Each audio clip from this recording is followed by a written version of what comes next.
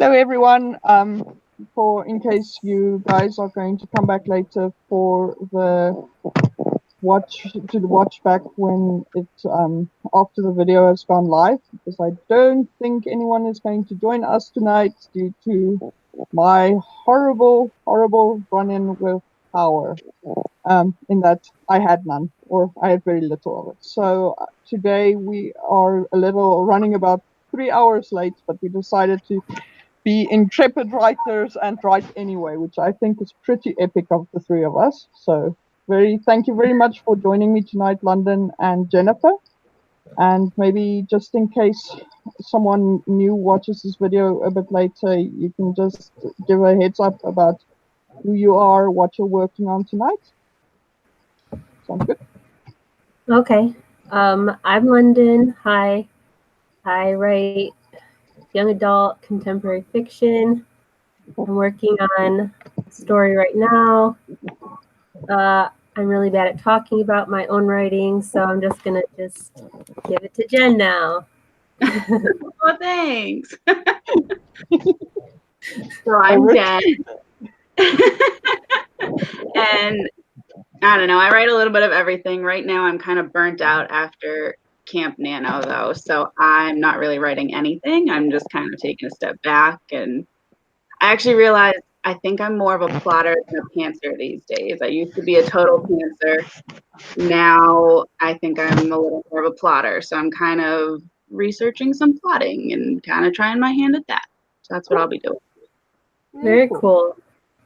Nice. No, that's a very nice way of doing it. If something doesn't work for you, then you try the other thing. So very nice. You were saying, just a little warning that if I sound nasally today, my voice sounds very weird and stuffy. It's because I'm just getting over a cold, and I have a lot of like sinus issues going on right now. So yeah, I apologize for that. But thank you very much for joining anyway, because that's very cool. So, all right. So tonight we wanted to talk about Trello and just setting goals, specifically more long-term goals. So maybe let's just get right into that. Let's start with the goal setting. Do you guys work according to goals, or are you more like going with the flow kind of people? Or what do you guys do? I do a little bit of both, I think. I try to set goals, but then I don't always stick with them. Or when I do, I set them too high and unrealistically and burn myself out. So I don't know. I'm a mixture of both, I guess. Oh my gosh, I'm the same way, Jen. I love planning. I have myself like a little planner. I'm like already in love with Trello. Me and Jen were playing around with it earlier, and like, wow, this is so organized. So I love that stuff, but I usually kind of give up on it, or like if I set it too high, I burn out. Yeah. I feel like that's so natural. Yeah, I think it's like a type A personality thing. Like you go, goals!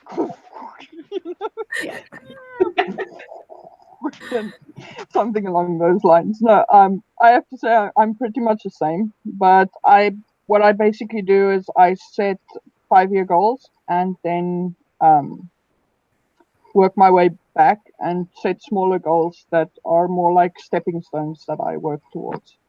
Which means that at least, even if I'm not reaching the big goals immediately, at least I can check off even if it's one day it's like laundry. Then it's like, yeah, I did laundry. So that kind of system works for me, because I find just that little bit of instant gratification of being able to move something to the done pile is just like awesome. So that's kind of where I find my balance is setting massive goals, but then finding, I just basically I break them up into very, very small bits, and then those little bits at a time add up to a lot in the end. So. Yeah, definitely. I do try to do like a long-term, like 5-year, 10-year, 20-year, like with my life, and not necessarily just writing. Sometimes I'll incorporate writing into that, but it's kind of like I don't want to make it too specific, because when I do that, if I don't hit this specific goal, I usually feel like so bummed about it. And I just want to be kind of accepting of the way that like my life is kind of folding out while attempting to shape it at the same time. So yeah, I do try to do like the 5 year and then the backwards goals of like, okay, how do I get there? But I don't necessarily, I'm not very good at sticking to it to a T. Yeah. I think it's just like it's difficult to explain, but the thing about the 5 year goal that I find that I know like a lot of people in my networks also don't like to set 5 year goals because they say things like, for example, a lot of new writers would say get published within 5 years. And that's a fantastic goal, except for the part where getting published isn't necessarily within your sphere of influence. Because especially if you want to be trade published, you can't make an agent like your book, and you can't make, even if an agent does like your book, you can't make a publishing house like your book. So it's a lot that it's almost equivalent to saying win the lottery within the next 5 years. So that part of it is a bit bad. So the way I set my goals is I set them knowing that the only thing that I can do is my best. And if I fail, I still fail in a way that I'm still going to have achieved more for having chased after the goal than if I just didn't do anything. Because I do find if I decide, like for the first 3 months of this year, I was so burnt out that I didn't actually even set any goals. And I just realized, like by the end of March, I'm like, holy crap, I'm doing nothing. So then I realized, no, you know what? You kind of, I at least I have to set something that I'm aiming towards. Otherwise, I just get stuck, like, Right, you get comfortable. Yeah. Yeah, sometimes you do need a little hiatus from doing all the things. So, but I like how you were like, okay, and getting to this point where it's like, wait a minute, holy crap, I do need a goal now. Get back on the, whatever you want to call it, horse. Definitely. Jen, I really like your hair. Is it different? It looks like maybe lighter today. No, I have it down. I had it up before. I don't know if that made a difference, but That's my hair. Thanks. So so basically what I wanted to say about, like, because we've been talking about Trello for our planning for these write-ins specifically, but the reason why I decided to put Trello and the long-term goals together is that I find that using Trello almost as a tracker of my goals, my progress is actually quite kind of handy as well. So I was wondering if you guys are like interested in how I do that, or you guys just want to skip over that because it might be boring. So I'm interested. I don't get it. All right. So basically what I do is it's actually I changed the way I'm doing that last year. Or actually not last year. I had a different way of doing it last year, but this year I'm doing it more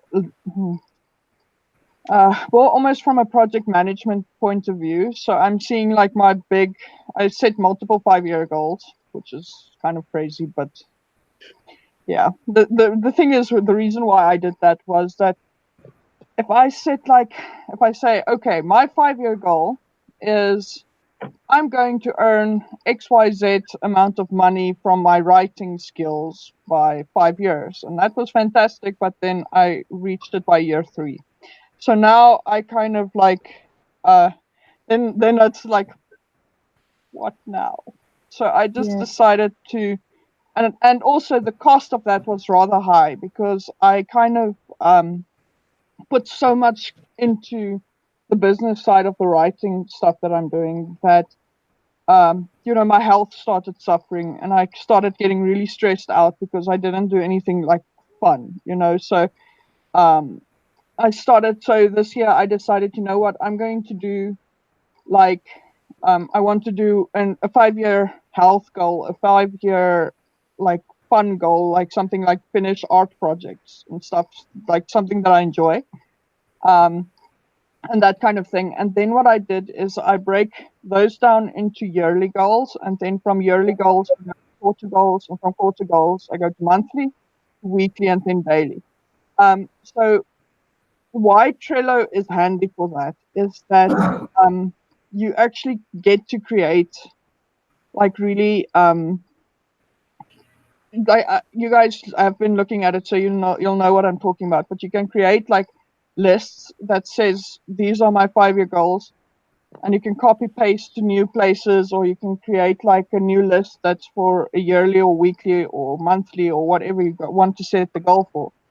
And then the thing that's handy for me about Trello, for example, is actually the fact that you can color code your goals. So even if I do set like a very small thing, like saying laundry, then I can relate that, for example, to my 5-year goal of having a lot healthier lifestyle, because it has to do, having a tidy area around you has a lot to do with like your mental health, for example. So, so that's kind of the way I'm doing it. That even if I, yeah, it sounds really weird, I know, but if I set my daily goals and I set like, let's say 5 goals, and one of them has to be laundry, then it sounds rather, if you don't relate it to anything, it sounds like, oh, laundry. But if you realize, okay, no, but this is actually contributing to something that I want to achieve 5 years from now, then suddenly it starts getting to the point of when you finish it, you're like, yes, I am victorious, I'm in charge of what I'm doing here. Because I don't know about you guys, and I hope this doesn't make you guys uncomfortable to talk about, but like I have I have anxiety, so like really serious issues sometimes. So it's something that I'm consistently having to keep under control, because the moment that I don't, then just yeah, it's a bit messy.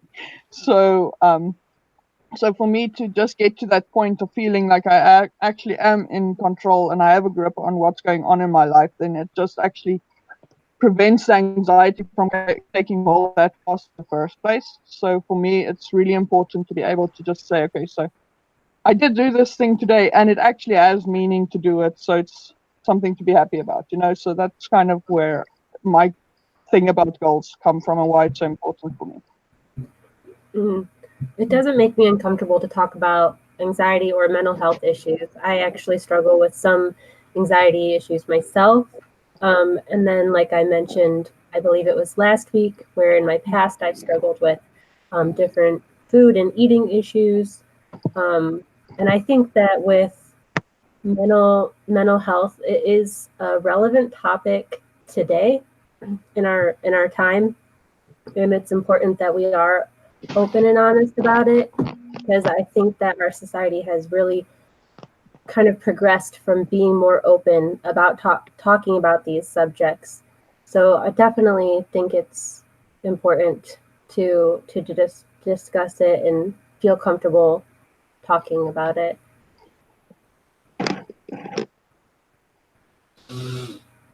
Also, with planning for anxiety, like to help with anxiety issues, I think that's really cool too, because like you said, it helps curb the anxiety by knowing that there's less when you get stuff done, you like check stuff off your to-do list. It's like less stuff that feels like it's like kind of weighing in on you, or however you feel your anxiety. It's less stuff to make you anxious about, because like, okay, I don't have to worry about that anymore. I checked it off my list. Yeah. So I think that's really cool. Yeah, I feel the same way. I have never been diagnosed with anything, but my fiance is convinced I should be.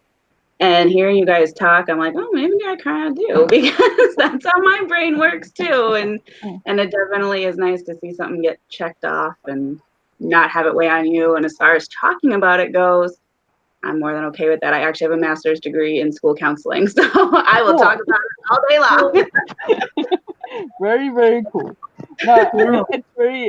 it's like a yeah, I don't know. Sometimes it's something that I am trying to be more open about, because a lot of people see me as like a high performing person, but they don't see the dark side of it, if I can put it that way.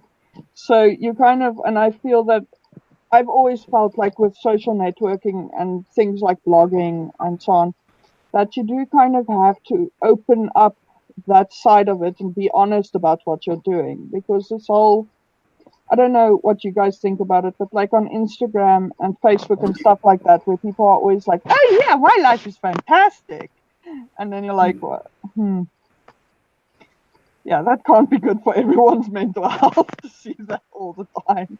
Because, it just, I don't know if you guys also think about it that way, but like for me, it's not that I wish people ill, but it's just this idea of only ever talking about the positive just actually creates a situation where people who aren't necessarily at 100% healthy when it comes to like stress and anxiety and stuff, they're looking at this and I'm like, oh, why aren't I coping? Why am I not able to uh, match up to what these guys' experiences are? And then it actually takes to sit down and realize that what people share on social media has a tendency to be more like almost like a highlights reel.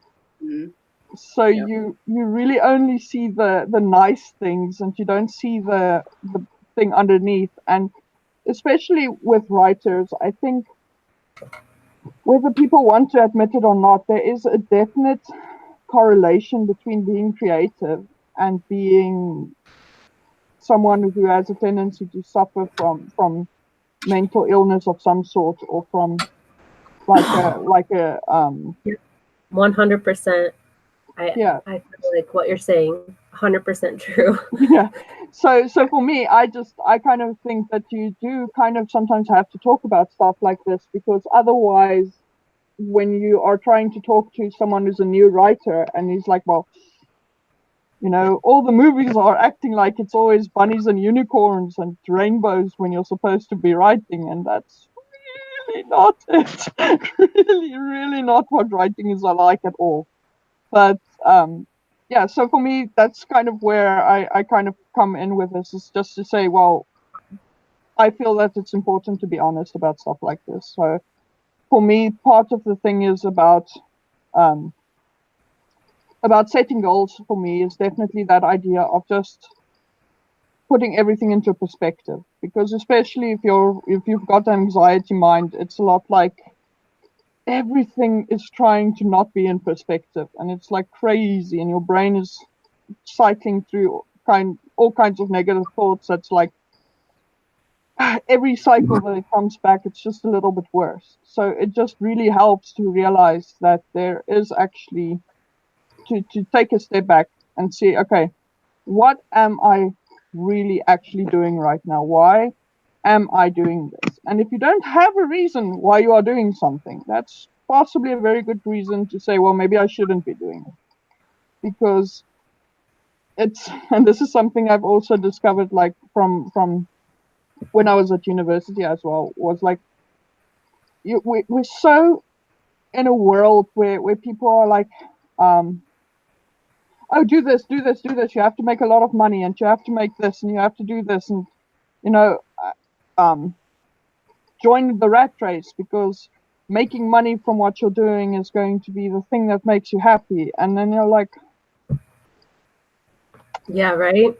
No, I think that's why one of the topic ideas was I came up with the idea of taking our time versus rushing, meeting real or imagined deadlines with writing, publishing, or marketing. So just like a quick tangent on this, because it's obviously a topic for another time, but since it relates, basically, I feel like, as you're saying, writers or creatives, we tend to be sensitive. We tend to have these sensitivities create what seems like issues. I'm going to put in quotations on purpose, because we're in this society that's going at such a fast pace. Whereas if it wasn't, I think that sensitives and creatives might not have as many things like anxiety or depression, like things weighing them down, because we'd be able to go at our pace, which is a much slower pace.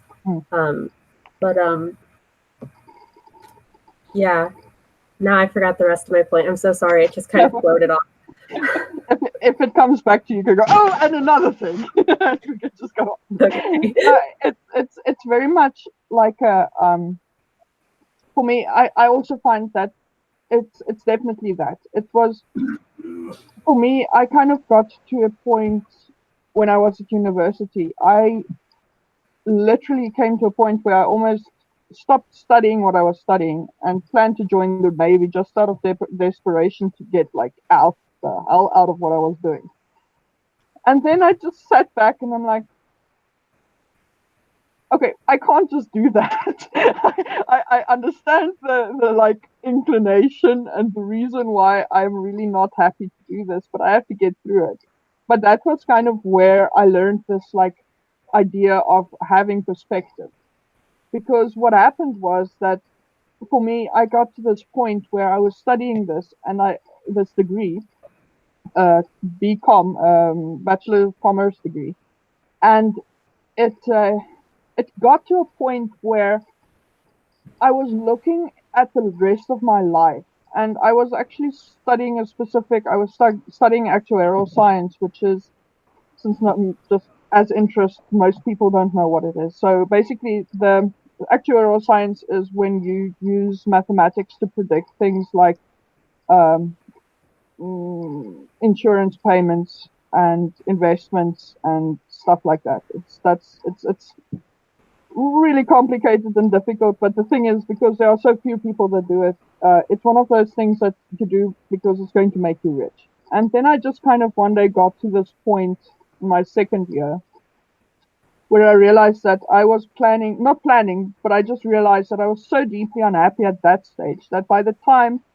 that I was like in my 30s, that I was probably going to blow my brains out because I was just literally getting to this point of I'm looking at the rest of my life and wondering, is this what I'm going to be doing for the rest of my life? Is this really this is really what I'm doing? Is it really worth it? So, and that was kind of at that stage where I just got to this point of realizing, but we're not, um, uh, we're not actually tied to what we're doing, and this is actually I should also say as a tangent. This also has to do with where my brand comes from that I'm working on. So we will probably come back to this. So if it later sounds familiar, we talked about it here. But it just literally that was I kind of realized that we really are more powerful in the sense that we are actually able to just say, listen, no more. I'm done. I'm not doing this anymore. I'm not doing this to myself anymore. And the difficult thing is that often it has to do with societal expectations that put us under so much pressure because, like you said, it's this whole thing of, racing because things are happening at such a fast pace that we feel like we can't keep up. Um, but it's all nonsense, really, Oh if my you think gosh, about yes. it. And it is absolutely there is literally it's kind of part of the reason why I decided to not do publishing even when I decided to self-publish, and everybody's like, no, you have to publish as quickly as possible, and I'm like, no, no, actually, I don't have to do that. I can do it slowly. Maybe there will be a cost in terms of the amount of money I'm going to make from it, but I'm not writing to make money, which is probably a good thing. But like, um, all that kind of stuff. So for me to say that perspective, um, that idea of being able to step back, to have a reason to actually step back and look at what you're doing or what you're busy with, and see what your life could look like 5 years down the line if you're doing what you're doing right now, and you keep working at what you're working on right now. I think that is probably where something like a 5 year goal or 20-year goal and so on is the most helpful because it's just a reason for you to step back and think, okay, so this is what I want from my life. So what am I going to do right now that is actually worthwhile to me and that it's going to contribute to that thing that I'm wanting from my life 5 years from now? Mm. And I think that is in a sense, also a healthier way to look at it, because then it's no longer this whole do or die. It's literally, it's a thing you want, and it's something you're working towards. But even if you do fall short, it's still, you're going to still see that if you look back, you're a damn sight further along than you actually expected to be. Yeah, So that, and it's not like you have to keep your goal exactly. Like 20 years from now, if it's not the exact same goal that you set 20 years ago, that's okay. But yeah, like what you're saying is like it gives you purpose, it gives you direction, it pushes you forward. And you know, we're working towards happiness and trying to figure that out in this fast-paced society. It's really difficult, especially for people who are sensitive and creative. Most creatives are pretty sensitive, like how I mentioned earlier. So I really like the whole long-term goal setting thing. It's really hard to find your bliss as somebody who doesn't want to go at an extremely fast pace. And I feel like going at that pace, maybe it pays off in the now, but how much is it going to pay off in our future, 5, 10, and 20 years from now? yeah, Um, Getting that paycheck, getting that lots of money. Like the ultimate goal is to be at peace with yourself and to find happiness and to be proud, look back and be proud of the things you created, and like family, like making a family, or writing books and having like a shelf full of your own books and being like, yeah, dude, like that's what I left behind. That's what I spent my life creating and making. And it doesn't have to be like, okay, every 6 months I need to write a book. I need to get it out there. I need to get that money, blah, blah, blah. Like if you only make 3 books in your life, then heck yeah, that's 3 freaking books. Good job. yeah. And also, it's a very, um how can I put it? The thing is that I think, especially in Western societies, I don't know if you guys also perceive it that way, but because of the way that consumerism is so intrinsic almost to the way our societies function, it's really hard to get to like a point where you actually say, you know what, screw this. I'm doing what I actually love, and even if I'm not rich from it, I'm making enough, and in theory making ends meet, and that's what more do you actually want? And So yeah, that's you have to. yeah, because I think a lot of people, I we talked about it. I talk about it a lot with my family as well, because you know, I have to say, when I basically decided, it took me,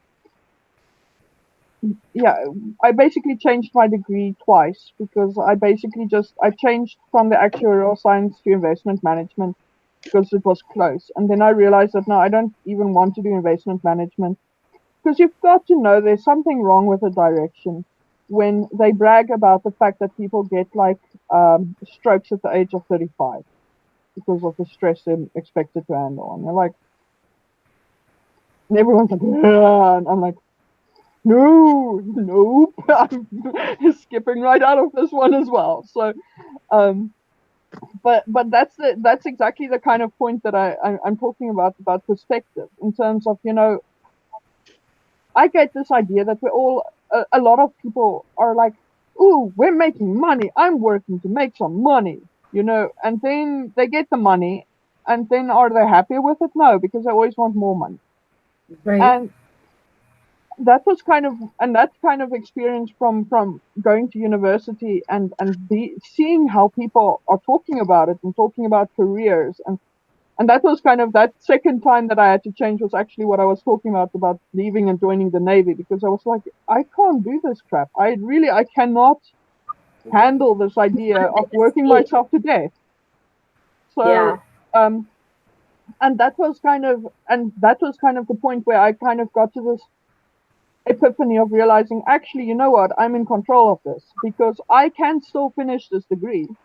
But you know what? It's my degree. So if I decide to waste it by being a waitress for the rest of my life or whatever, I can do that. I can go be a person with a degree in investment management, and I can do absolutely sweet blow all with it, because if that makes me happy. That's what I'm doing. Awesome.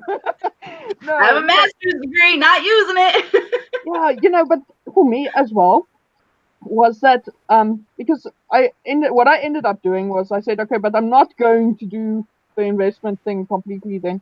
So I branched out to do entrepreneurship. So what that is basically was just I kept all my subjects.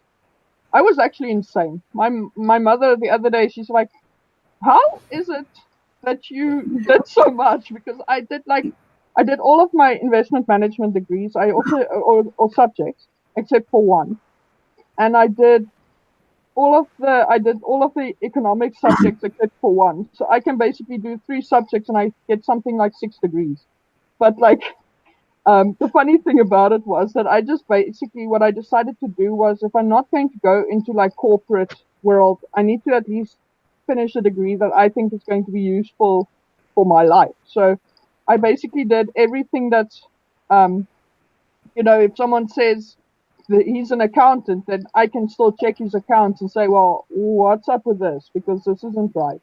Because I know enough about accounting to be able to check someone up. So that's what I did. And I did a bit of investment management. I did economics. I did and you know what the funny thing about that was? That in the end, sticking out with it was actually really worthwhile because I'm using it now. So, You developed life skills. You developed usable skills through yeah, your going through your schooling. yeah, but it's the thing about it is that having a lot of people they kept asking me, shouldn't you have done an English degree or a literature degree if you wanted to be a writer? Yeah, I suppose. But the thing is, I have a business degree. So the thing that That's people almost don't more relevant in the writing community these days. exactly, that's the thing, because I basically created a situation where I didn't realize it at the time, but I was basically preparing myself for when I'm self-publishing. So what the handy thing about that was suddenly I have a highly relevant degree, and everyone else is like, how am I supposed to do this? And how am I supposed to do that? I'm like, I'm just going to do that. But the thing about it that was that just um, it's very important. But the thing is, but at that stage when I was changing my mind and saying, well, I want to leave. And then when I realized that, no, you know what, I'm going to finish, but I'm going to determine my future based on what I want to achieve, not based on how much money I'm going to make or, you know, anything like that. That was when I realized, but okay, but then I have to change how I value everything. Because when I got to that point was when I realized just how much I kind of started valuing everything in terms of money. You know, um, I hate studying this thing, but at least I'm going to make a lot of money. I hate spending my time on this, but it's giving me money. Yeah. It's getting to this point. But then what the funny thing is that they actually asked me and they said, no, but you have to study like an honors at least, or at least a master's degree in the subject. And I said, no, I know I'm doing well and I'm doing okay, but I don't like it enough to actually commit even more of my time to this. Because for me at that stage was just once I realized that the one thing in my entire life that I've ever wanted to do, and that is a constant theme basically from where I could write and from where I could create stories, was to be a writer. That's the one thing. And so I just decided, you know what, if that's the thing I want to do with my life, then why am I wasting my time on why would I waste my time on getting a master's degree in something else? And that was kind of scary because everybody told me I'm insane.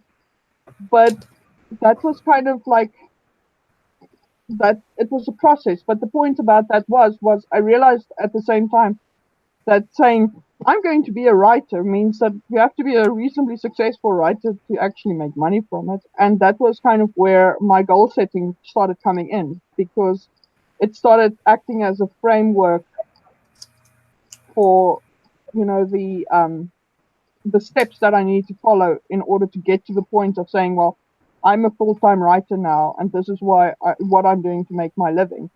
And that was kind of, for me, that's just the perspective of saying, but step one, start writing a book. Step two, finish the books. Just finish the book, Misha. Because it took me like, yeah, it took me 10 years and 7 drafts before I actually managed to finish one book. And but that kind of process, because the only way you're ever going to get to the point where you're successful as a writer is where you actually finish a story.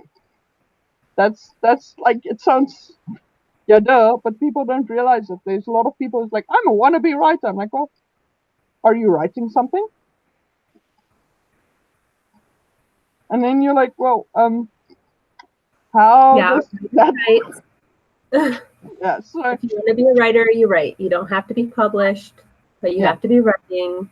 And yes, as you mentioned, people do not understand how incredibly difficult it is to write a book. It is not starting it once upon a time, writing until you get to the end, they live happily ever after. It is not that easy at all, you guys. Literally, so much stuff goes into writing. You're all over the place. It's crazy. So anybody who says like writing is easy, I don't want to talk to you because it's not. Yeah, it's very like and almost harder for me in any case. I don't know if you guys find it as well, but like even harder than being a writer is actually having people read your book. I love having people read my book, but that first, before I start getting like feedback, that like, so, I'm like, oh no, oh no, oh no, oh no, oh no, I can't. So it's getting better now, but that first time I finished a book and I had to send it to a critique partner to actually edit it, I'm like, no, you can't even describe that feeling. But that is probably the one thing that I find the strangest about writing, is this whole thing about, if someone's like, yeah, I'm just doing this for fun, and oh, you poor dear, do we tell him now, or because there are some days, I don't know if you guys also, where I freaking hate writing, where it's like literally feeling like I'm trying to drink yogurt through a straw or something, where it's just like nothing is working, and you just feel like you're climbing a mountain, and it even gets worse because of the anxiety, because now you're like, oh my gosh, I'm never going to write again. I'm never going to be a successful writer. It's going to, and it just gets so horrifying. But then you tell people this, and then they'll go like, so why do you write? Because I love Because I love it. Yeah, exactly. So it's like, yeah,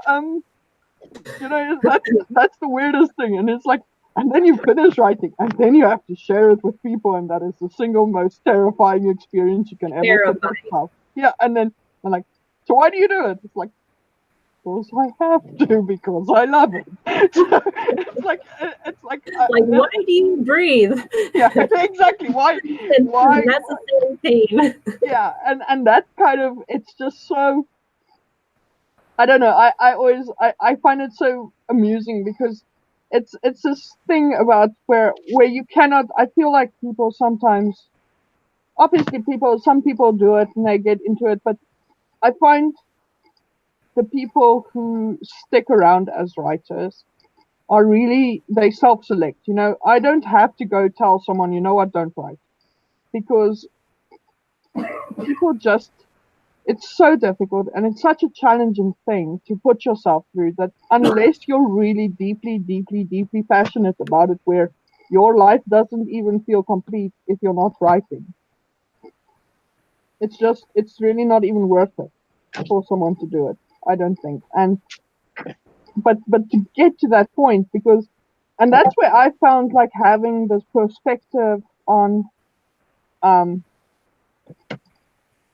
just having that perspective of, what, this is what I'm trying to achieve, that actually especially with my first book, where I didn't really know what I was letting myself in for.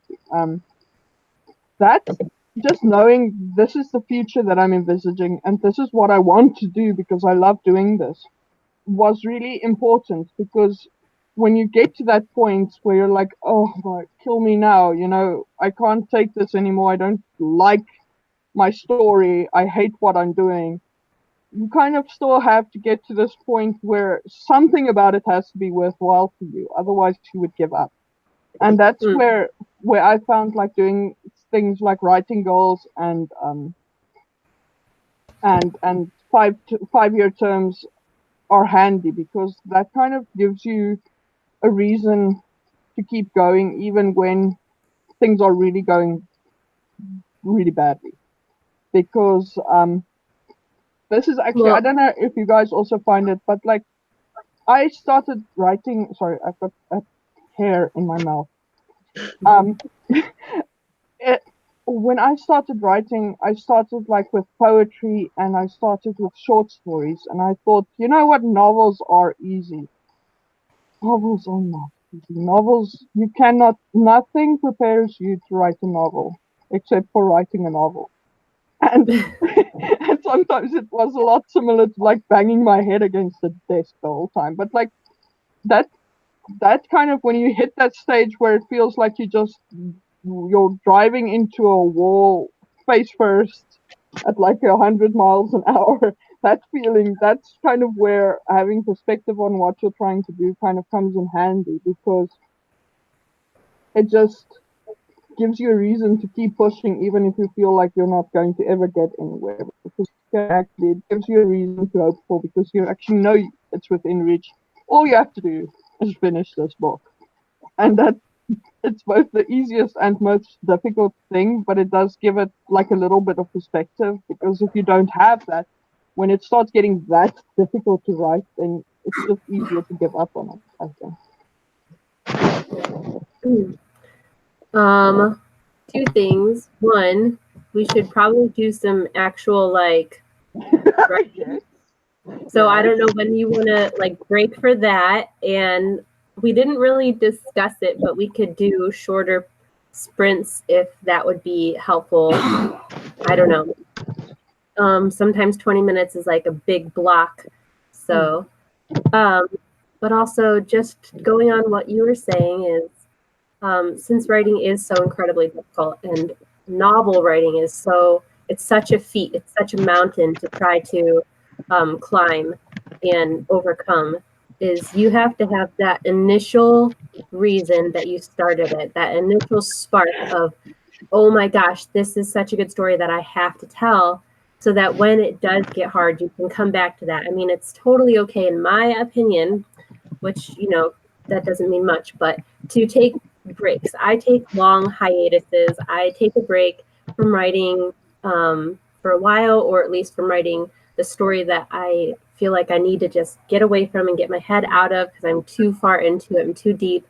And then when I come back, the reason I come back is that initial reason I started writing in the first place. And then like you, I started with poetry when I was like, I don't know, I think 16 is when I started taking poetry seriously. I wrote on and off before then, but I submitted poems. I just loved it.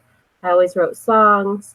And I think I had actually started a novel before then, but I never did anything with it. It was like a 13-year-old girl's just starting to write something. But it was like the same reason I started writing a novel the second time too, is like you get an idea, you can't get it out of your head. You have to get it on paper or, type it, whatever. You have to get it out of you. You have to, it's like you can't, it's like when a painter just like has that idea, or like they're inspired by their muse and they have to get that out. It's just like any other art. It's something, beautiful that you feel within you, and it becomes incredibly important for almost, it seems, no reason at all, but it is so pivotal that you do this. If you have that feeling, that's how you know that you're supposed to be doing this, even if you feel you suck at it, even if you trip and fall so many times, even if people tell you you know, this is no good, which, you know, be careful about showing your stuff too early on. Yeah, definitely. Because you might stumble across that. Yeah. But yeah, if you have that feeling inside, tag with everything else. You are an artist, you are a writer. This is important and you do need to do it. No, absolutely, I agree with you because it's definitely it's that feeling. I always say it's like I start getting like into a really grouchy mood if I don't write because I just have to get that out there, and that's something that people don't always realize. And um, but it's definitely it's like that there's a reason why it's important to you, even if it's just because you really love what you're doing with a specific book or something like that. That's still good enough reason to do it. And Yeah, sometimes it does take, stepping away and coming back with fresh eyes to actually just get something finished. But yeah, so I completely agree what you're saying, and I also agree with don't share first drafts ever. I don't ever. yeah. For beginner writers, that's Yeah. just a little tip. Jen, do you have any thoughts on this subject?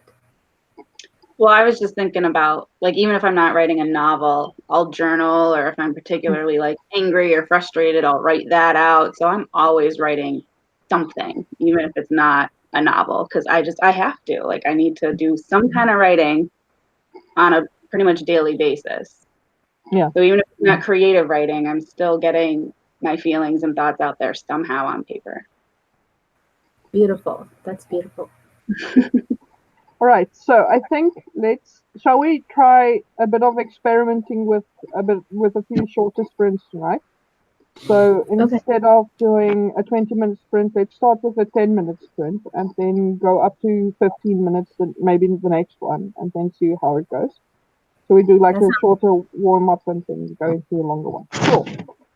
All right. So let me open it up and then say 5, 4, 3, 2, 1, and go.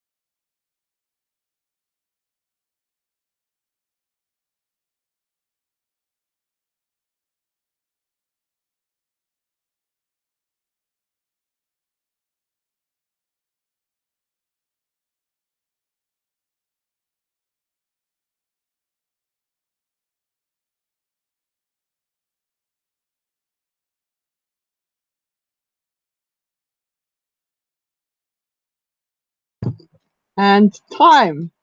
How did you guys do? I did pretty okay. I'm still making my way through some nano stuff before I can like really get more writing in. Mm. Yeah, I was just researching some plotting stuff. Nice. Wasn't actually writing anything yet. Cool. Yeah, I've been having to do what happened was that this is actually where I am now is very much like a spot like what we were talking about taking a hiatus. So when I wrote the rough draft, I took a hiatus here and then there's a massive continuity error. Now I kind of had to decide which way I would have to fix the continuity, whether luckily it's not like a thing that's going to break the entire plot down, but it's just like where it says that she meets one of the character, like a lesser character, and and then I'm like, so do I have her meet him now? Because basically the scene is about it says that she met him but she didn't, and now I'm like, so does she meet him or does she not meet him? Which way am I going to fix this now? And now I finally, for the past 10 minutes, I'm sitting here listening to music, thinking about it, and I kind of like, yeah, okay, no, I know what I'm doing. So that's awesome. All right, so do we want to do another? It's actually exactly 10 minutes to 9 at in my country. So shall we just do another 10-minute sprint? Okay. Cool. All right, so I'm just going to count down again. 5, 4, 3, 2, 1, and go.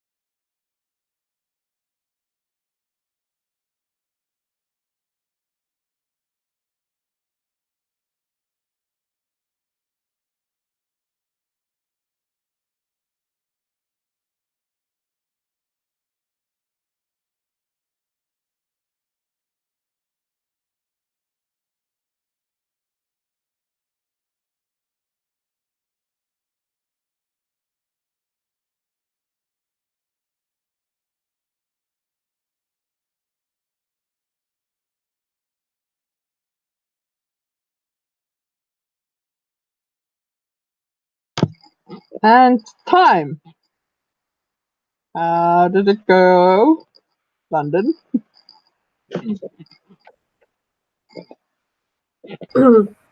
Sorry, it takes forever for my computer doesn't work with Hangouts on for some reason, so I'm like trying to like turn my microphone back on and it won't appear. Anyway, something good happened. Oh yay! Awesome. 2 new characters came out of nowhere, so I'm really excited about that. And I think both of them, but especially one of them, are going to be pretty important throughout the story because I really needed a couple more people, and I was waiting for it to kind of naturally happen, and one of them just appeared, and I was like, yeah. Cool. That's pretty awesome.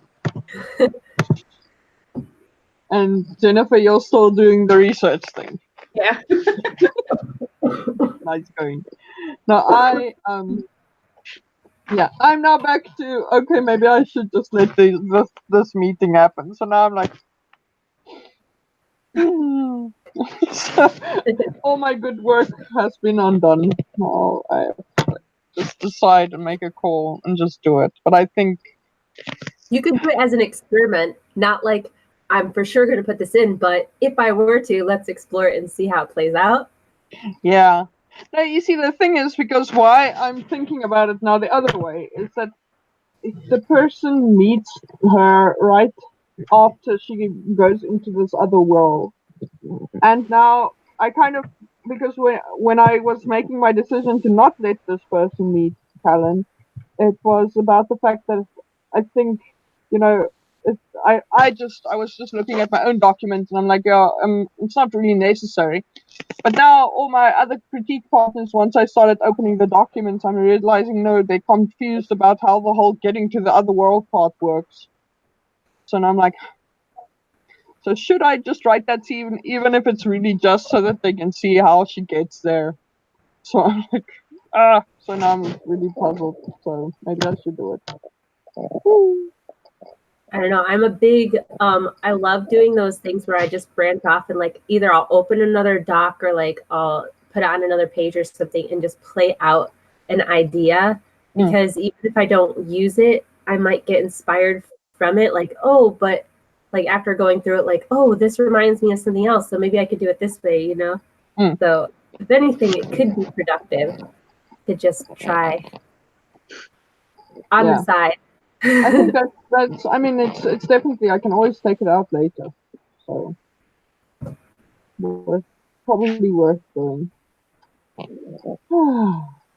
So, I wanted to get back to Trello and maybe have like a small convo about how we're going to use it as a writing group, and we can remember this. We could go back and like mark this, like how we were talking. We can mark the timestamp for different talking topics or the sprinting, so people can either fast forward or skip to. But especially for like just the benefit of our writing group, to kind of like decide or talk about Trello and how we're going to use it for like this write-in and stuff like that. Maybe we could walk through a couple of like, I don't know, what are they called? The list. Yeah, list. The board that you created. Yes. Okay. So basically, what? Let's quickly sort that out. I think then we can maybe see if we can get this done. But if we don't get you another writer's sprint, that's also okay. So because this is kind of important. So basically what I was thinking about was I just basically made like a list. So with the one was topic ideas, and then I had like the idea of doing like an assigned date. So if we decide like next week we're going to do pen names, that I can actually give it a due date. And then we know, because then if I have a due date on it, then I know which one we're supposed to do first. Because one handy thing, let me just quickly show you guys. Are you guys on Trello? The handy thing about doing due dates. So let's say we do 10 names on 25th. Your sound is a little off, just so you know. Oh man. Yeah, it's probably the internet. I'm sorry. Can you hear Oh, me it's now? okay. Yeah, I Okay. like how you can move the like little boxes. What are those called? The cards. You can Yeah, the move those cards. from list to list. I like that. Yeah, it's very handy to do that because then that's what I like to do is to literally move stuff from point to point because then I can physically see the progress I'm making with things. But I just kind of wanted to show you guys quickly something that's handy about working with due dates. So let's say, for example, I'm just picking random dates at the moment, so I'll take them off in a minute. But let's say it ends up looking something like this, where it's now assigned date is now May 18th, June 22nd, May 25th. So if you like have 20 of these things, then what you can do is you can actually open a menu and it says sort by, and then you click on sort by, and then you can say you can sort according to the due date, and then the entire list basically goes into Oh, chronological order. So okay. that's So the menu of the list, and then yeah, you can hit sort by due date. I see it. yeah. So the handy thing about that is, for example, you can you can also do, for example, if we have like over the year, we're going to put in a whole lot of topic ideas. You can do it by the date that it was created. You can do Your it. sound just got better. I think it's just where your microphone is. Oh, sorry. Yeah, Hello. it's better sometimes than yeah. Yeah, probably I put on earphones because sometimes my microphone on my laptop is so sensitive that it makes an echo. So I put the Oh, okay. earphones on, but now I really have to invest in a better microphone. So yeah, so what I was going to say is just that you can actually arrange your entire list according to various metrics and stuff, which I find useful. But I like doing it according to the due date because then you kind of know Yeah, very what's quickly coming how. up? Yeah, Yeah, I like that too. yeah. And So then I like that each card you can go into it and each member can like add details to it or labels or comments. And like no matter where you move the card on which list, like all that information goes with it. yeah, This is a really cool app. yeah, it's really cool. I mean, you can even do stuff like, for example, let's say someone decided that they're going to do let's say an image or something for it, then you can just make an attachment of it. You can actually put a physical thing that's connected to it even. So Yeah. it's very handy. You put everything together. So that's why I like it a lot because it's really it's a convenient way to physically see what you're doing, especially if it's more than one person who's in charge of, or not in charge necessarily, but just running something. You actually just see what is there, what has been done, what needs to be done, that kind of thing. Speaking of what needs to be done, I forget if it was Jen or somebody said like, just let me know what I can do to help. And so maybe if one of our lists could be like, I don't know, not like assignments or roles, but maybe something along that lines, like, or tasks that need to be done, and then somebody can kind of claim that task if they think they could do it. If you Yeah. have stuff like that. Okay. I think that's definitely something because at the moment the topic idea generation is definitely something that we need to do because it's going to be very handy for us to have like at least a couple of months ahead, which I think we do right now. Looks like we have 8 ideas. So if we but if we have more ideas like that, it just makes it really easy for us to keep a rolling list of themes for each chat because then it just literally it just gets to the point of like if you have to sit here and it's like, so what are we going to talk about next week, then it kind of gets a bit annoying.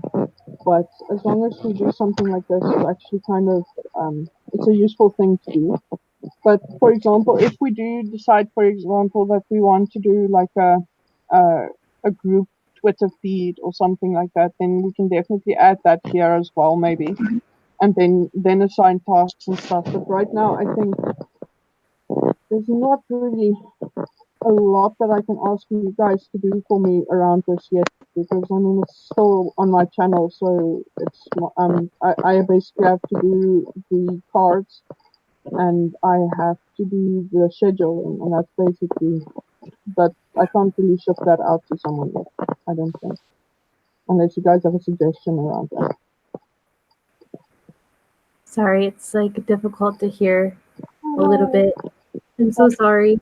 No, it's fine. I'm sorry that it's. Can you hear me now?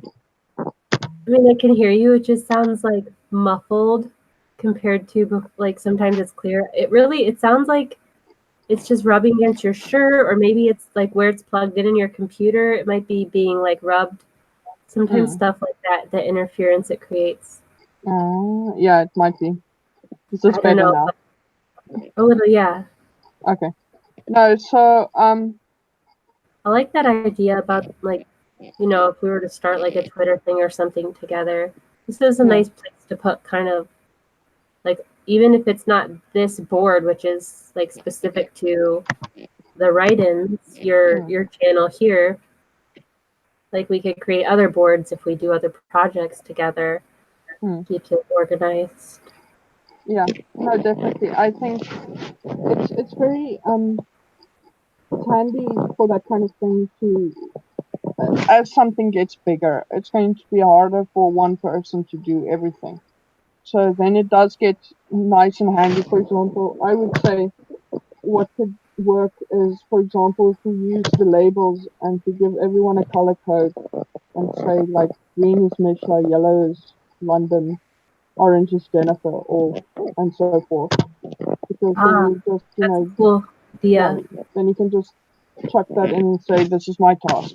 That's something that we can look at maybe. But for now, yeah, I'll let you know, you guys. I'll definitely let you guys know if there is something I need help with. But for around this specifically, I think the big thing will be for us to just have the topic ideas in a centralized place, and then just to make sure that we actually keep the ideas moving, so that we don't get stuck like on the same kind of Actually, topic your all the other time. hand, the hand that you have like near your laptop, every time you lift it, I can hear you, and then when you put it back down, wherever you're putting it, it's hard to hear you. Oh. So it doesn't seem to be this part. It seems to Yeah. be wherever you're putting your other hand. Can you hear me? Yeah. I mean, Okay. yeah.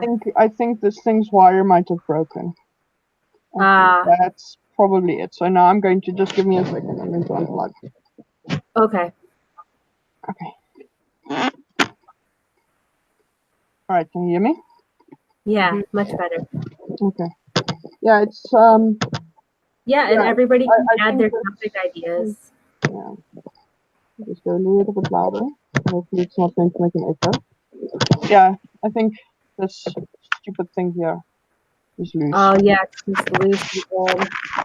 When you said that, it's every time I put my hand down, then I realized no, it has to be that thing. Yeah. Sorry. Okay, so yeah, so at the moment I think the Trello is just a nice handy place to put new ideas into, because then you don't have to every time have to edit, for example, an old message or something like that to see the ideas, which I think is a handy thing. But yeah, what do you guys think? Well, we just need to get everybody else on Trello and get them on that board, and that way, as long as everybody's comfortable with it, and then we can use it for other projects. But I think starting with your project here, helping you kind of find something going on here, get off the ground with your YouTube channel, and then we can kind of do that for everybody, maybe depending on everybody's ideas of what their goals are for their different social medias or channels or whatever. Yeah, they're interested. Yeah, I think it's definitely going to be yeah, how can I put it? It will definitely, for example, if we say that especially let's say, for example, someone has a book launch and we want to help that person. Not saying necessarily it's my book launch, just by the way, so no pressure. But it's just like as an example, then we can say, okay, so this needs to be done, this needs to be done. Yeah, I can help with this, I can help with that. That kind of thing. It will definitely using something like Trello is definitely a handy thing to make use of to get that done. Yeah, and helping each other with these things is important because it is really difficult to do by yourself. I don't think that anybody really does do any of these things by themselves. I mean, that's why in books there's like so many people to thank at the end, like thank you to all these people, it's because you don't just do it on your own.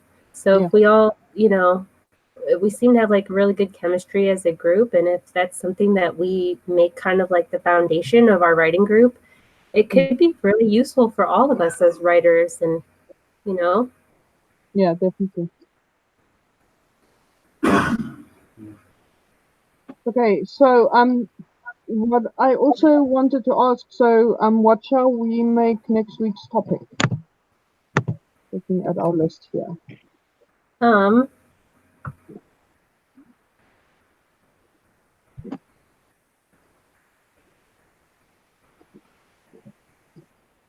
I don't know. Maybe it's hard to pick. I'm trying to think of like what's like a natural progression of topics to hit up first. I don't really know. Should we touch on the taking our time versus rushing thing, since it kind of piggybacks on what we kind of were starting to talk about today with goal setting? I don't know. I think maybe that's a good idea. I like it. Cool. I'm going to put that up for next week. Or 5 p.m. South African time. So, just And a like, reminder, 5 p.m. oh, I love that it comes up as my time on here. It says like 11 a.m. So I'm so happy that it like converts it for us. Yeah, that's awesome. I didn't even realize it does that. That's cool. Yeah. And everybody can like add comments on this card throughout the week of like different things that they like think we should like, let's talk about this part of this, or here's a thought I have on this, because then it might keep us more organized in our conversation, possibly. I don't know. Yeah. But either way, people can contribute to the card if they so desire. I just think that's really cool. Yeah, and for example, if one day we have some people watching with us who is not us, then they can definitely, for example, if they send questions in the comments or something, we can definitely add the questions. So that can also be a really thing to do. Yeah, really cool. All right, so it is now 20 past. Do you guys want to do one last write-in, or do you guys just think we should wrap up for tonight? We could hit up one more sprint and then say goodbye after.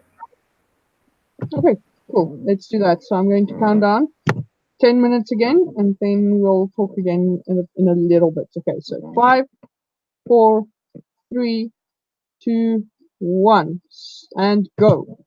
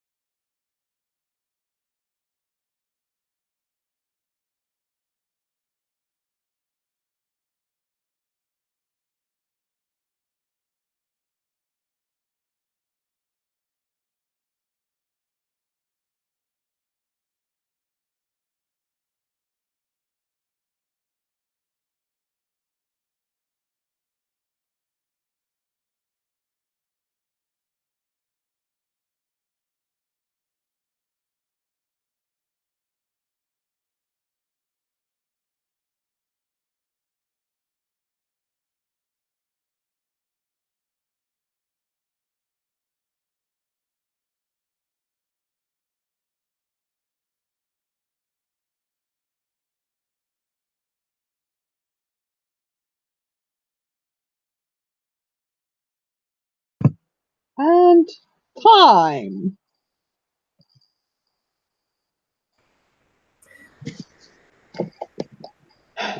How'd it go?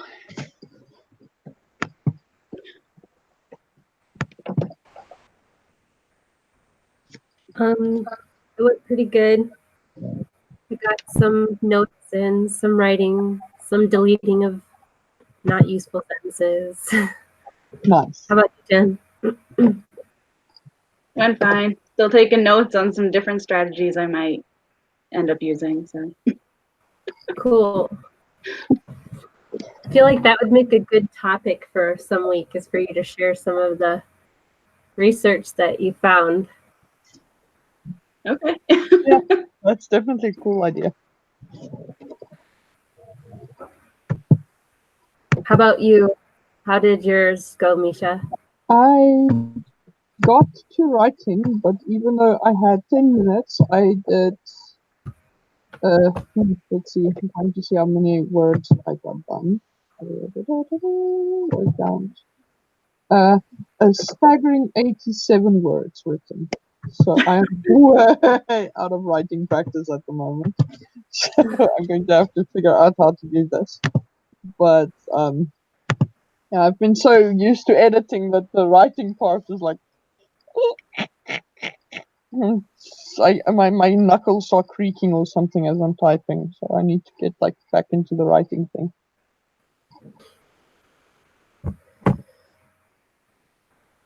So cool. Jen disappeared. I don't know what happened to her.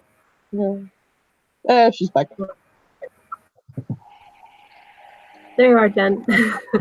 I know, I accidentally exited out of it. I was like, oh God.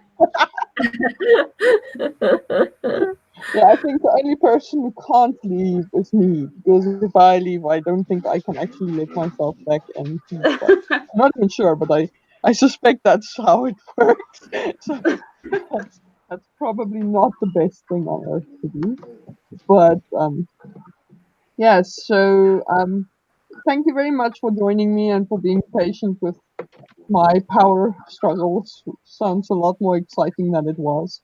But yeah, it was really fun to have this writing with you guys anyway, even though we did this much later than expected. But then next week we'll see each other much sooner and earlier than we did tonight. So, which is good because I just realized my eyes are like, horrible. It's just like not good, puffy and ugly, but okay. But hopefully, and also the added advantage is I just realized that at 5 o'clock my time the sun hasn't set yet, so I'll actually have some decent lighting in my room. So Nice. so that's basically my story for today. But thanks again for joining, and if anyone does watch this later after we've posted it, thanks for watching, and then we'll talk to you guys soon. Bye bye. Bye. Bye.